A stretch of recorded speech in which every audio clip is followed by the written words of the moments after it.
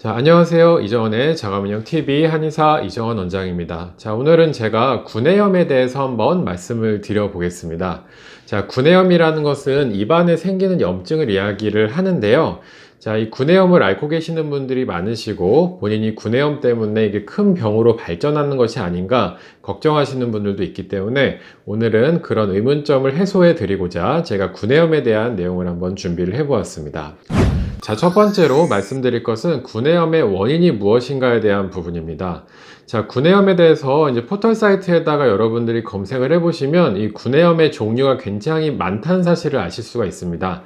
예를 들어서 이제 감염성 구내염이 있고 비감염성 구내염이 있고 그 중에서도 여러 가지 종류로 좀 나눠지게 되는데요. 사실 제가 이제 임상에서 구내염 환자분들을 많이 진료해 본 경험으로 봤을 때 구내염의 원인으로서 가장 중요한 부분은 두 가지가 있습니다. 첫 번째는 체질이고 두 번째는 피로와 면역력이라고 말씀을 드리고 싶습니다. 자, 첫 번째 체질이라는 것은 무슨 얘기냐면 구내염이 잘 생기는 체질이 있다는 것입니다. 자, 우리가 보통 그 몸이 피곤해지면 한두 군데씩 먼저 고장이 나는 곳들이 있습니다. 어떤 분은 이제 허리가 아픈 분이 있고, 어떤 분은 소화가 안 되시는 분이 있고, 어떤 분은 또 머리가 지끈지끈 아픈 분이 있고, 이런 식으로 이제 사람마다 조금씩 이제 몸이 안 좋아졌을 때 발생하는 증상이 있는데요. 한의학에서는 이런 개념을 소증이라고 이야기를 합니다. 자, 구내염도 이러한 소증 중 하나로 볼 수가 있는데요. 구내염이 잘 생기시는 분들은 정말 피곤하면 구내염이 자주 생기게 됩니다. 하지만 구내염이 안 생기시는 분들은 진짜 거의 안 생기시는 분들도 있습니다. 그래서 이제 구내염 같은 경우는 저는 체질적인 요소가 굉장히 강한 증상이라고 생각을 합니다. 자, 그리고 두 번째로 제가 피로와 면역력을 말씀을 드렸습니다. 앞서 이제 구내염 중에서 감염성 구내염이 있고 비감염성 구내염이 있다고 말씀을 드렸는데요.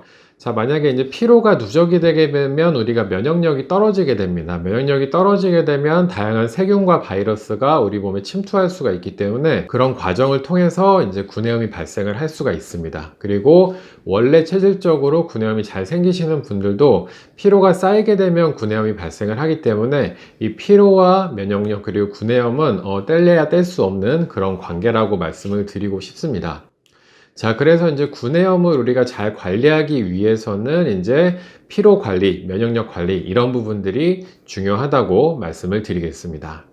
자, 두 번째로 이야기를 해볼 주제는 과연 이제 첫 번째에 이어서 구내염이 잘 생기는 체질이 있느냐는 것입니다. 자, 저는 요새 이제 유전자 의학이 굉장히 많이 발달을 점점 하고 있기 때문에 이 구내염이 잘 생기는 체질, 이런 유전자도 나중에는 밝혀질 것이라고 생각을 합니다. 하지만 아직까지는 그런 뉴스나 소식이 없기 때문에 한의학적인, 전통 한의학적인 관점에서 이 구내염이 잘 생기는 체질을 말씀을 드려보면요. 보통 이제 한의사들은 구내염이 잘 생기는 체질을 심열이 있는 체질이라고 이야기를 합니다. 자, 심장에 열이 있는 체질이라는 이야기인데요. 자, 이제 우리가 이제 가슴 안쪽에 들어있는 하트, 그러니까 심장을 이야기하는 것이 아니고 한의학적인 심장은 어떤 신경계의 기능이라던가 혈액순환, 그리고 이제 심장의 기능들 여러 가지를 기능적으로 설명한 개념이라고 보시면 됩니다. 그래서 이런 개념들이 쉽게 과항진될 수 있는 것들을 우리가 심장에 열이 있다, 심장에 열이 잘 생기는 체질이다, 보통 이렇게 이야기를 하게 됩니다. 자, 그래서 이제 심장에 열이 잘 생기는 체질은 이제 구내염이나 이제 혀의 통증, 입마름 이런 것들이 잘 발생할 수가 있고요. 또 이제 불면증이라던가 이제 가슴이 잘 두근거린다던가 혹은 이제 피부 트러블이 발생하거나 이제 두통이 생기는 등의 증상도 잘 생긴다고 볼 수가 있겠습니다.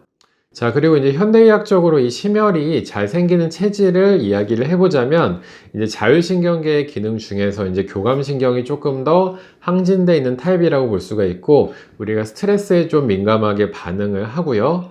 평소 긴장을 많이 하는 타입의 사람이라고 이야기를 할 수가 있겠습니다.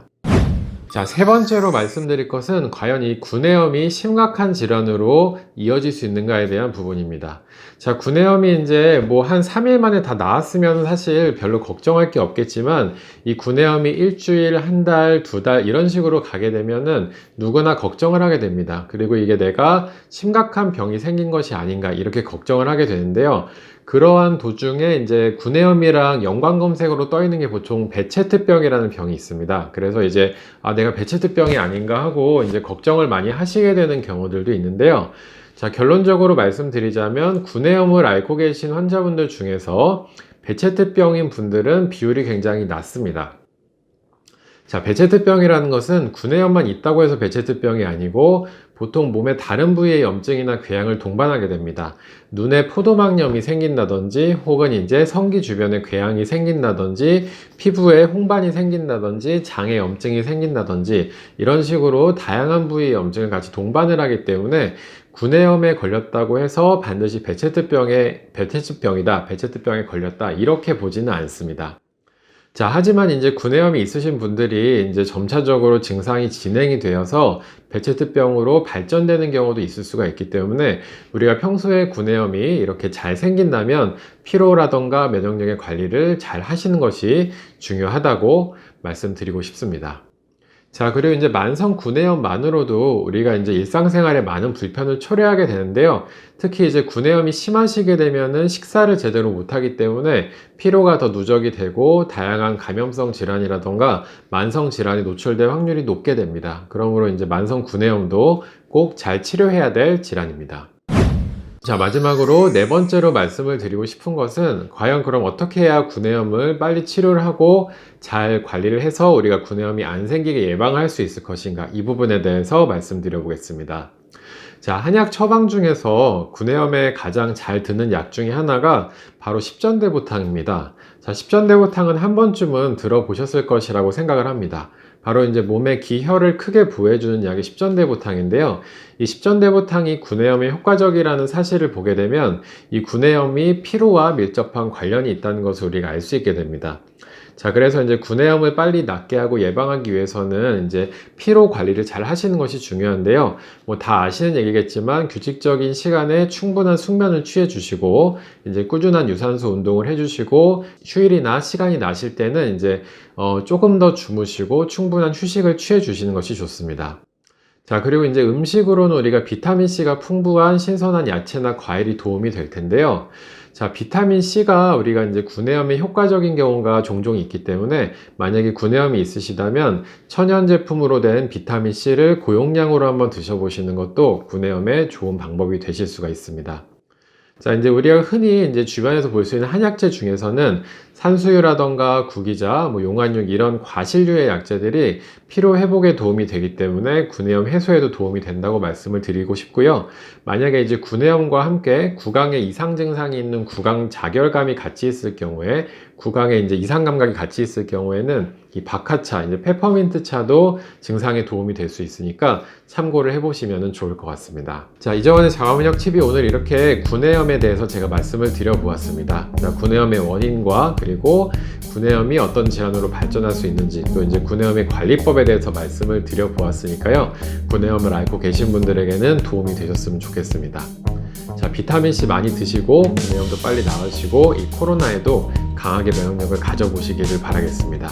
자, 이정원의 자가면역 TV 오늘은 여기서 마치겠고요. 항상 구독과 좋아요 눌러주시는 분들 감사드립니다.